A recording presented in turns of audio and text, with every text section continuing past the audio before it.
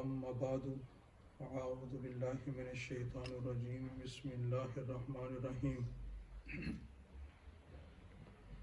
فاسألوا أهل ذكر إن كنتم لا تعلمون رب اشرح لي صدري ويسر لي أمري واحلل عقدة من لساني يفقهوا قولي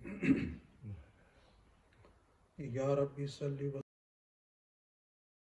أبدا على حبيبك خير الخلق.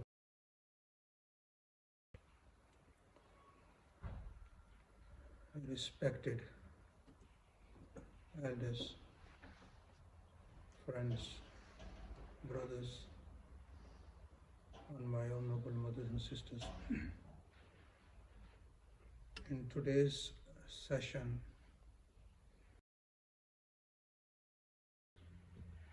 rather than asking us questions, they have suggested for myself, Maulana Sahib, the committee. One of them is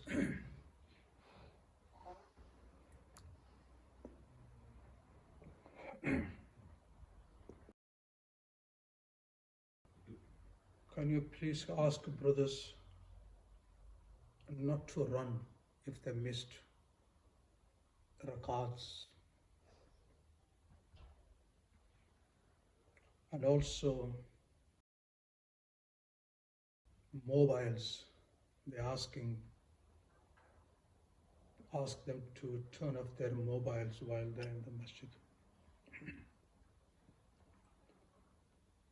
And also they're saying people should remain silent.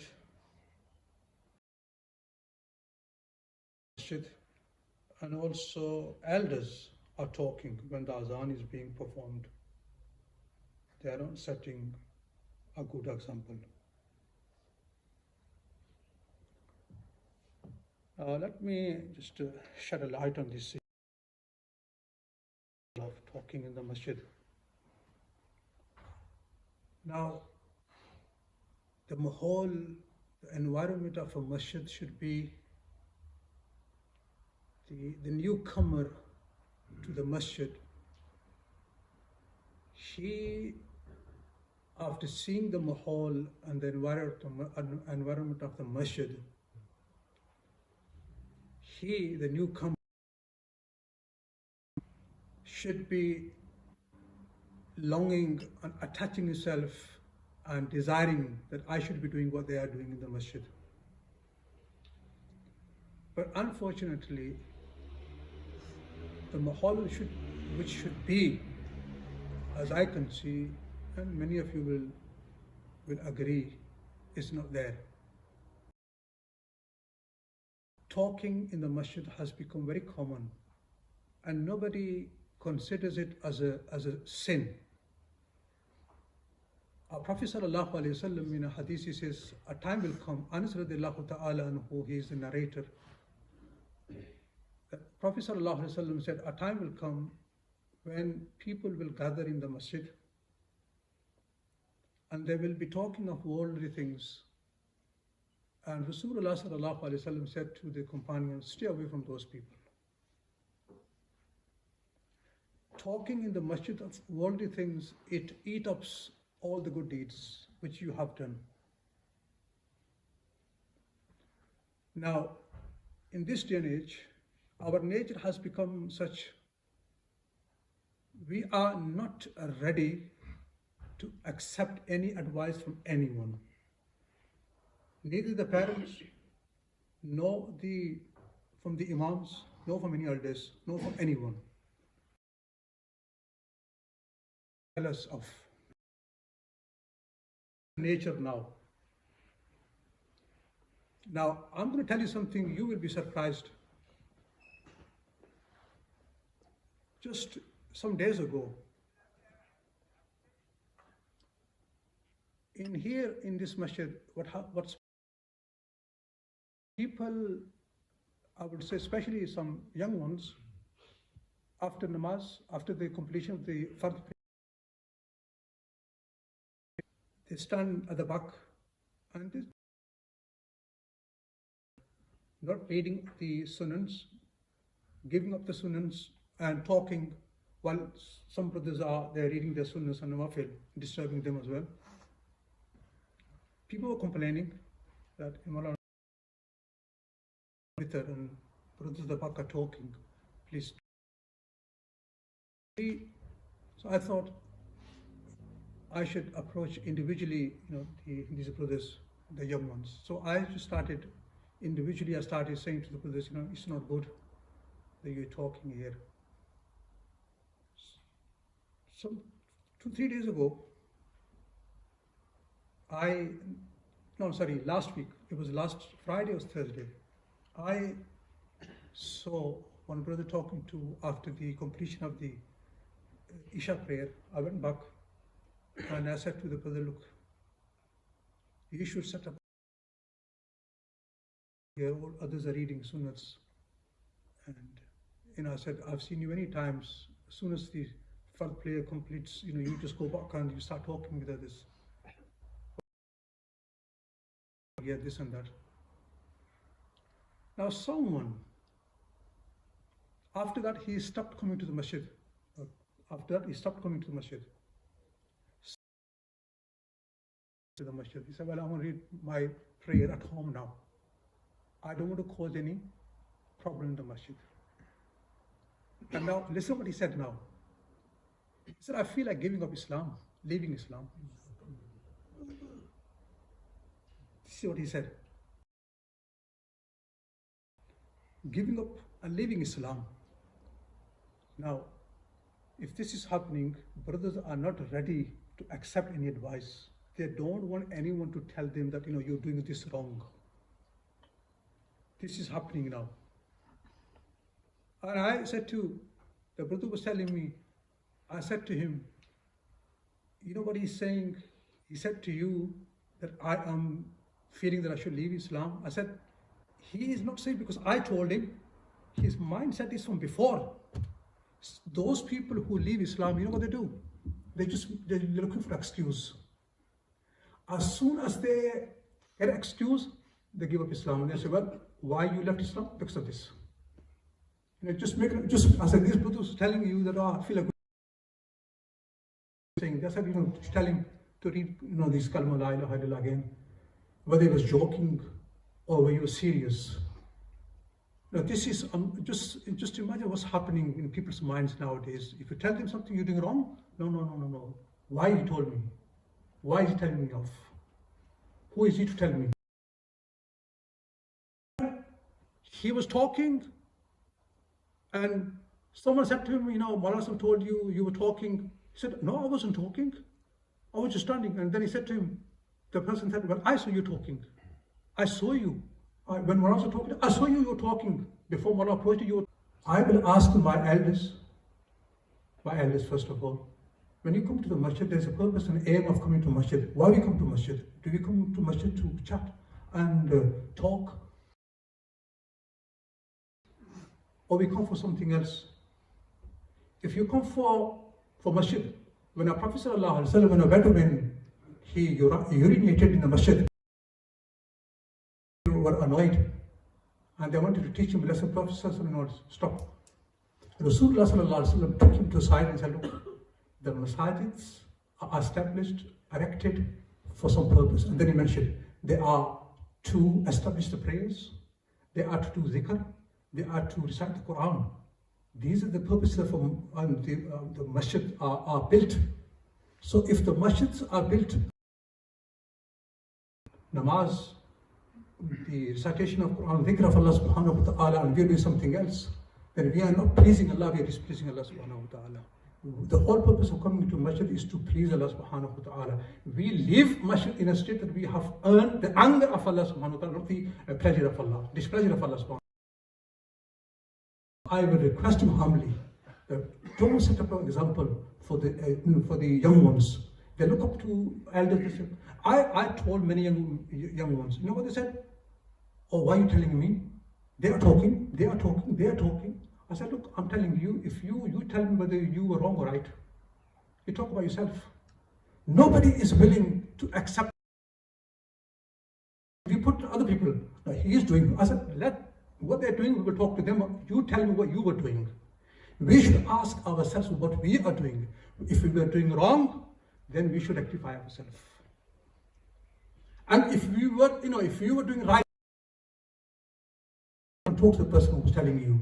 So please, masajids are to do the zikr of Allah, citation of Quran. Even the hadith of Prophet sallallahu alaihi wasallam, when we are waiting for the namaz, for the congregation to start, we in the sight of Allah, we are in the prayer, and the angels are making dua for us. Now you tell me, the angels are making dua while we are sitting silent. If we are talking, they're making dua for us. They are cursing us. And our Prophet ﷺ said, to Anas radiallahu ta'ala, such people are, they are away from far from the rahmat of Allah subhanahu wa ta'ala, who are in the masjid are talking. So masajids are the houses of Allah subhanahu wa ta'ala. They are built for our Lord. This should be our aim. We should leave masjid and then we should think twice, have I pleased my Lord or have I displeased my Lord? And if we done something wrong, we should do tawbah. Return to masjid, read 2 rakats salatul tawbah, say, Allah, I've done wrong, oh Allah, you forgive me. And also somebody is saying, running to when the congregation is standing, people, in order to catch the rakat, we run. Our Prophet ﷺ, he prohibited from this. He said, when you come to the masjid and the namaz, the jamaat, the congregation already has started, and you want to, meet the jamaat, don't run. Whatever you've got, just read with the imam, the rakats you missed, just make it up afterwards. But running, it's against the teaching of Prophet ﷺ. We should,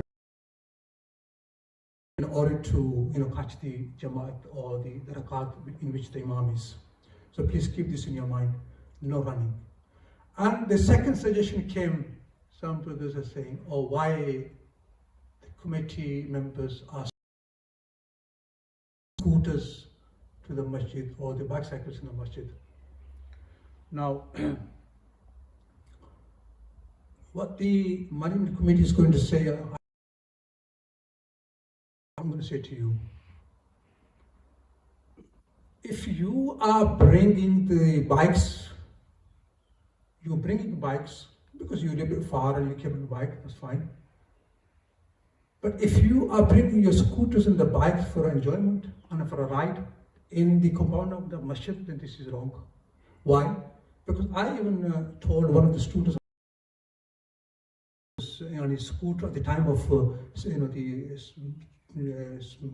madrasa, when madrasa breaks at the 7 o'clock, he was riding. I said, look, we have small kids here walking, and you are on your scooter, you can hit someone. If you're bringing for this purpose and for enjoyment in the masjid, then this is wrong. I can think, if the management committee told these boys, they told them because of this reason. Because of this reason. This scooter here, they're only telling you is that you are bringing them here just for your own for your own joy and for your own pleasure, and just if people are elders are going out, coming in, namazis are coming in and coming out, you can hit someone. So please avoid doing such that you are worshippers. Always remember, all the worshippers who come to masjid, just tell me, if you were invited by someone's house, you would not cause any type of a kind of inconvenience to any guest. A host, somebody invited you and some other people, you will or any problem or any inconvenience to any of the guests who are in the room. You are here. So if I do something wrong, the host is going to think of me. Similarly, when we come to the masjid, we are all the guests of Allah subhanahu wa ta'ala. In each and every of our brothers, in our mind, Allah subhanahu wa ta'ala. I should not give him any taklif. I should not cause any problem to him. He is a guest of Allah. And you should be thinking the same about him.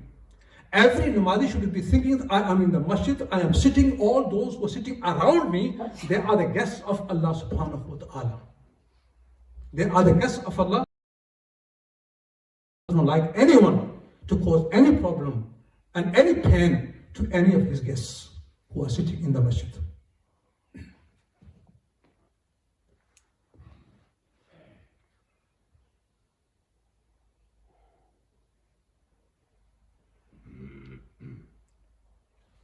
Again, they're saying, what's this? I mean, there are some questions that are not related to the Imams here, asking what happened to the Friday Youth Club. I have no answer to this question. And also, many young ulamas, why are the community not doing anything to get them on the board? Well, bring them forward. Bring these young ulamas forward and to bring them on the board. This question came before as well many times. This question was put forward before as well. Bring them forward. You know what happens sometimes? You know, these ulamas, if you tell them to lead the prayer or do Jummah, then after you will never see them in the masjid. Afterwards, you don't see them in the masjid. So we fear that if we tell him to do something, he will never come to the masjid. It's just like today somebody was saying to one of the plumbers, we're not going to ask him anything to do for the masjid, because if you say he will not return to the masjid. So we might as well stay quiet. So similarly, some ulamas come and sometimes we fear if we tell them something to you lead the prayer or you do the Jummah, he will not come to the masjid, he will go somewhere else. Or he must stay home.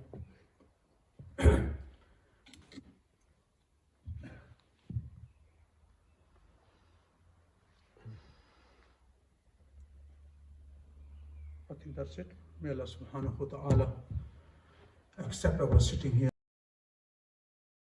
وفي الآخرة حسنة وقنا عذاب النار ربنا تقبل منا إنك أنت السميع العليم وتب علينا إنك أنت التواب الرحيم وصلى الله تعالى على خير خلقه محمد وعلى آله وأصحابه أجمعين برحمتك يا أرحم الراحمين.